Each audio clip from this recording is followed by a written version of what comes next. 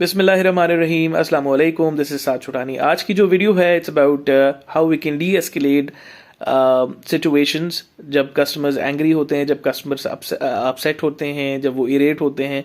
और उन सिचुएशंस में बाज़ औक़ात कस्टमर्स बहुत ज़्यादा गुस्सा करते हैं। बाज़ औक़ात उनकी जो वॉइस होती है, उनकी जो टोन होती है वो बहुत ऊपर चली जाती है। और आम हालात में जो सेल्स के लोग होते हैं वो ऐसी सिचुएशन में अपने काम को लूज़ कर देते हैं और अपने जो है उनको बहुत जल्दी गुस्सा आ जाता है और वो ज़्यादा कस्टमर के साथ आर्ग्यू भी करने लग जाते हैं। और इस सिचुएशन में बात सॉल्व होने के बजाय और ज़्यादा बिगड़ जाती है और कस्टमर जो है वो आपके पास से चला जाता है रूठ कर। बाज़ औक़ात वो आपके और कस्टमर्स को भी परेशान करती हैं चीज़ें।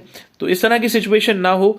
और अगर किसी वजह से इस तरह की कोई सिचुएशन आपके प्रोडक्ट्स के सही ना होने की वजह से या किसी और वजह से कस्टमर अगर फेस कर रहा है तो उसको कैसे इनकाउंटर करना है, आइए आज इस हवाले से हम बात करेंगे। सबसे पहले हम बात करेंगे जी कि आप डी एस्केलेशन को क्लासिफाई कर सकते हैं दो तरह के मेथड्स के अंदर। एक मेथड है जी वर्बल मेथड और दूसरा मेथड है जी नॉन वर्बल मेथड।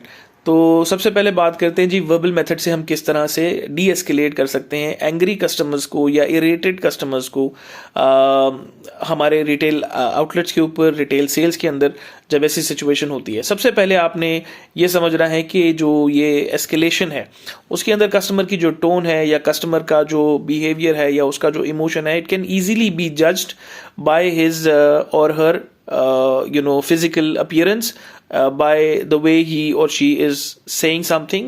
उसके वर्बल कहने में और उसके ख्यालात में और उसके वहाँ पर उस तासरात में, उनके फिजिकल बॉडी लैंग्वेज के अंदर ये चीज़ आपको बहुत क्लियरली समझ में आ जाती है कि कस्टमर जो है गुस्से में है, कस्टमर नाराज़ है। So it's very easy to understand first of all कि जी कौन सी सिचुएशन एस्केलेट हो सकती है और कौन सी सिचुएशन एस्केलेट नहीं हुई है। तो अगर तो आपको कोई भी इस तरह का सिनेरियो नज़र आता है तो वहाँ सबसे पहले आपने एक स्टेप आपने ज़्यादा कर्टेसी का लेना है। आपने एक स्टेप जो है फर्दर अपनी सर्विस को लेकर जाना है, आपने इसको अप स्केल करना है ताकि किसी भी अनफोर्सीन या अनवांटेड सिनेरियो से बचा जा सके। तो आइए मैं आपके साथ 5 ऐसी टिप्स शेयर करूंगा जो कि आप रिटेल में बहुत इजीली इस्तेमाल कर सकते हैं। वर्बली उनको आप यूज़ कर सकते हैं और अपनी सेल्स को आप बहुत बेहतर बना सकते हैं। तो पहली जो टिप मैं आपके साथ शेयर कर रहा हूँ वो ये है कि जी आपने एक्टिव लिसनिंग करनी है। एक्टिव लिसनिंग का मतलब है कस्टमर के साथ थोड़ा सा एम्पैथी के साथ आपने पेश आना है। फॉर एग्जाम्पल कस्टमर आपसे कह रहा है कि जी मैं बहुत देर से वेट कर रहा हूँ एंड आपकी तो लाइनें ख़त्म नहीं हो रही हैं एंड आपका तो जो है प्रोडक्ट अवेलेबल नहीं है, आप इतनी देर से जो है वो प्रोडक्ट ढूंढ रहे हैं बट आपको नहीं मिल रहा है ये प्रोडक्ट। तो इस तरह का सिनेरियो बहुत कॉमनली आपको नजर आता है। ऐसी सिचुएशन में आपने कस्टमर की तरफ देखना है, आई कांटेक्ट करना है और आपने उनकी तरफ देखकर आपने कहना है कि sir I understand your pain, I understand why you are upset, I understand आपको बहुत देर तक वेट करना पड़ रहा है and I am really sorry for that, but sir अब बस थोड़ी देर आप और वेट कीजिएगा तो आपका काम इंशाल्लाह हो जाएगा। So by saying this you basically assure them that they are been heard. They know sometimes वो बात वो जो कह रहे होते हैं वो उनको मालूम होता है कि इट्स नॉट प्रैक्टिकली पॉसिबल कि फॉर एग्जांपल जी आपके आगे जी 4 लोग खड़े हुए बट स्टिल बाज़ कस्टमर्स को थोड़ी जल्दी होती है, देर हो रही होती है। तो all they want is some words of reassurance and some words of support. तो वहाँ पर आप बजाय इसके कि आप उनसे ये कहें कि सर आपके आगे जी 4 कस्टमर्स खड़े हुए हैं। अच्छा ये जो बात है ये that brings us to the second point which is never use judgmental language with the customer, never use critical language in front of the customer कि सर आपकी गलती है या आपको जो है वो देखना चाहिए या आपकी मिस्टेक है या आपसे कोई गलती हुई है। फॉर एग्जाम्पल कस्टमर आपके पास कोई ऐसा प्रोडक्ट लेकर आता है जो कि जिसमें कोई फॉल्ट आ गया और आप उस प्रोडक्ट को देखते ही आप ये कह देते कि सर आपने जो है आपने वॉश गलत किया है या आपने प्रोडक्ट हैंडल गलत किया है। We never do that.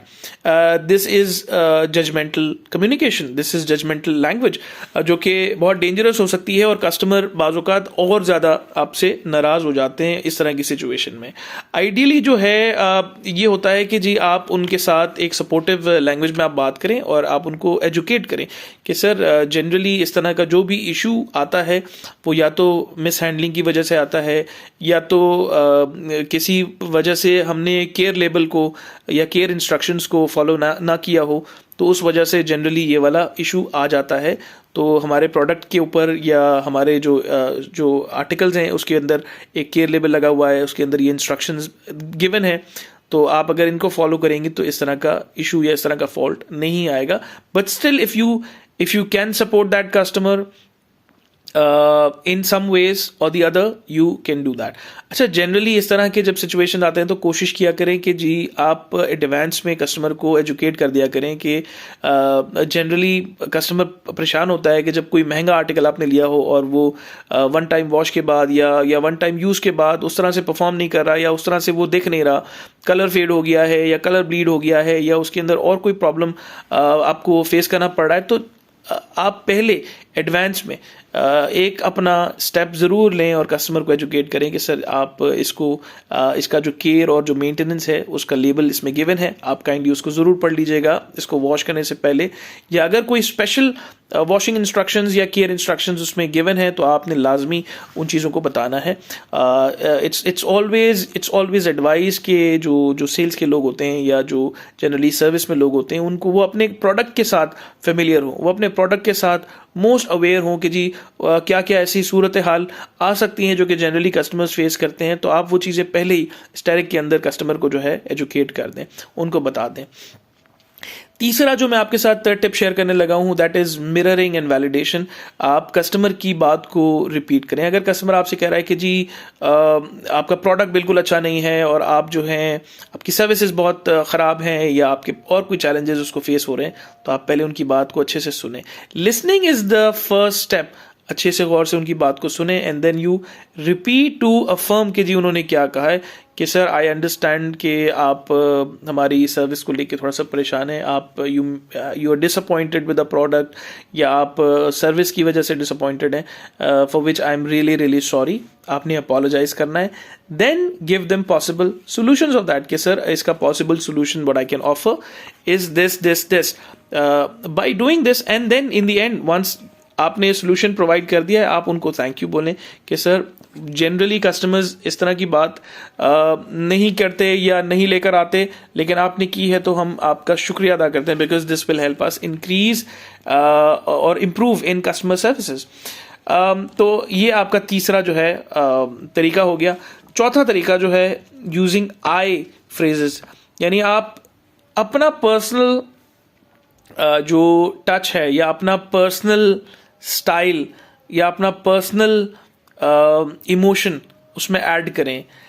जैसे हमने पहले भी बात की हुई है कि जी we always try to bring in empathy in our communications कि जी अगर कोई कस्टमर नाराज़ है किसी प्रोडक्ट की वजह से, सर्विस की वजह से, डिले की वजह से, किसी महंगे आर्टिकल के ख़राब होने की वजह से, तो आपने उनको बताना है कि sir I understand, I really understand कि आप परेशान हैं, आपको आना पड़ा, आपको हैसल हो रही है, it's been inconvenient for you and for that I am really sorry. मैं उसके लिए बहुत माज़रत चाहता हूँ कि आपको तकलीफ़ का सामना हुआ, मैं माज़रत चाहता हूँ। सो एंड उसके बाद आपने उनको कहना है कि sir I found a solution for that, और हम इस प्रोडक्ट को हम आपके लिए हम एक्सचेंज कर देते हैं, you can replace it with another product. और बाज़ औक़ात कस्टमर्स कहते हैं कि जी I want my refund back. आप यहाँ भी ये कह सकते हैं कि sir I understand that you are looking for a refund, I understand कि आप प्रोडक्ट से अपसेट हैं, but it's not in my authority या it's not in our policy that we can refund a product, but we can replace it for you because you have the product comes in that certain time, और आपके product के जो invoices हैं वो available हैं, and generally जो हमारा तरीक़ेकार है हमारी पॉलिसी के अंदर ये फॉल करता है, तो we can easily refund this product for you. अक्सर औक़ात जब कस्टमर का चॉइस कह लें वायोलेट होता है या जो सेंस ऑफ अथॉरिटी या सेंस ऑफ कंट्रोल जब वायोलेट होता है, तो कस्टमर्स अक्सर जो है वो नाराज़ होते हैं और परेशान हो जाते हैं। So it is always advised सब लोगों को कि कभी भी कस्टमर को जब रिकमेंड करें कोई चीज़, जब भी कोई चीज़ सजेस्ट करें, तो do not give them one option और डू नॉट टेल देम कि जी ये आपके लिए मोस्ट सूटेबल सोल्यूशन होगा या मोस्ट रिकमेंडेड आपका जो प्रोडक्ट है ये XYZ प्रोडक्ट है, आप एक प्रोडक्ट निकाल के दे दें। इट्स ऑलवेज एडवाइस कि आप उनको मल्टीपल ऑप्शंस दिखाएं, minimum 3 options and maximum 5 options.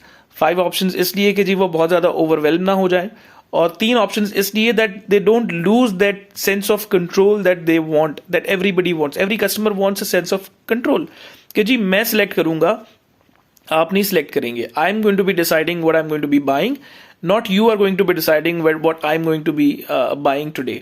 आपने हेल्प करनी है, आपने उनके प्रेफरेंसेस को समझना है, and then you help them with the options. तो ये 5 चीज़ें हैं कि पहली चीज़ कि जी आपने एक्टिव लिसनिंग करनी है। दूसरी चीज़, जजमेंटल कम्युनिकेशन आपने कभी भी नहीं करनी है।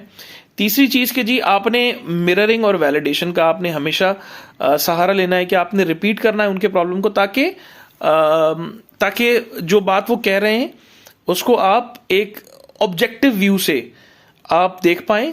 कि फॉर एग्जांपल कि जी मैं कह रहा हूं कि जी मुझे जी रिफंड कराना है, आप कह सकते हैं, रिपीट कर सकते हैं मिररिंग के पॉइंट ऑफ व्यू से कि जी सर मैं अंडरस्टैंड कर सकता हूं कि आप चाह रहे हैं कि इसको रिफंड हो जाए, मगर सर हमारी पॉलिसी जो है ये अलाउ नहीं करती और हमारी अथॉरिटी में नहीं है रिफंड करना, but I can replace this product for you only if that product falls in that policy criteria, कि जब आप उसको रिप्लेस कर सकते हैं। एप्पल जो है अपने लोगों को, अपने एम्प्लॉयज़ को सिखाता है 3F policy, which is I feel, I felt, I found. So I statements के अंदर आप अपने कस्टमर्स के साथ जब भी वो एंग्री हैं, जब भी वो अपसेट हैं, आपके ऊपर गुस्से में हैं, तो आप उनको बता सकते हैं सर आई फील आपका प्रॉब्लम जो है, आपकी प्रॉब्लम की वजह से आपको यकीनी तौर पे परेशानी हुई है, I feel for that. And number 2 is I felt, कि ये क्यों हुआ होगा। इसका जनरली इसका रीज़न ये होता है कि जी अक्सर हम बाज़ औक़ात हम जो है सब स्टैंडर्ड कोई अगर क्वालिटी ऑफ डिटर्जेंट यूज़ कर लेते हैं, या बाज़ औक़ात हम एक्सटर्नली किसी ऐसे बंदे से करा लेते हैं जिसको प्रोडक्ट का आइडिया नहीं होता या केयर लेवल नहीं पड़ा हुआ होता।